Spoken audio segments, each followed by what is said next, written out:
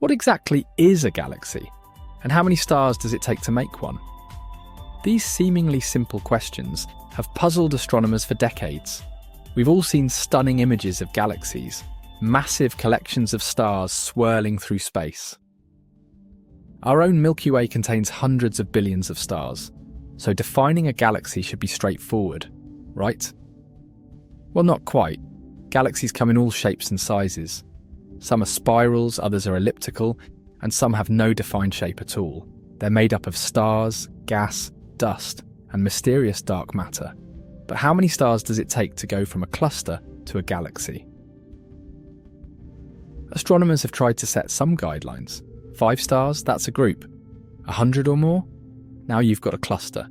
But a galaxy? That's where things get tricky. The Oxford English Dictionary suggests millions or billions of stars, but nature doesn't always follow our neat categories. There's no magical number where a cluster suddenly becomes a galaxy. This is where we stumble into a philosophical puzzle. The Sorites paradox. Imagine a heap of sand. Remove one grain, it's still a heap, right? Keep removing grains. At some point, it's no longer a heap.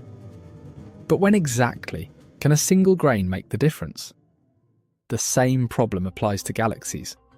Start with a massive galaxy and remove stars one by one. At what point does it stop being a galaxy? There's no clear line, no definitive threshold. Some astronomers suggest it's not just about stars. Maybe the presence of dark matter is key. After all, galaxies are mostly dark matter by mass. But we've even found galaxies that seem to lack dark matter entirely. Then there are dwarf galaxies, cosmic minnows with as few as 1,000 stars. Are they true galaxies, or just overgrown star clusters? The boundary is blurrier than we once thought. This isn't just an academic debate.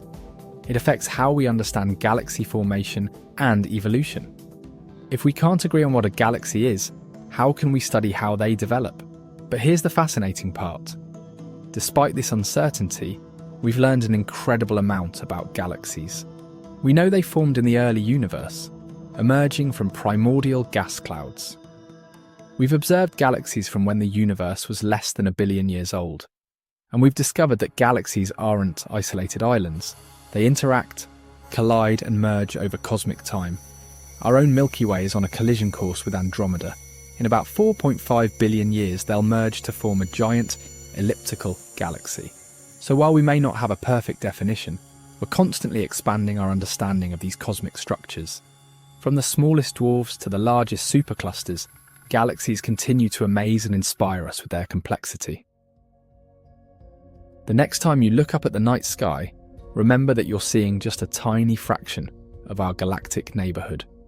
And somewhere out there, countless galaxies are forming, evolving, and colliding, writing the cosmic story of our universe.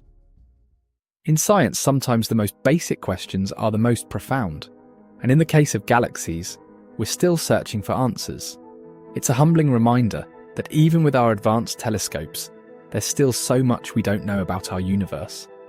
The quest to define and understand galaxies continues. And who knows, maybe you'll be the one to finally solve this cosmic conundrum.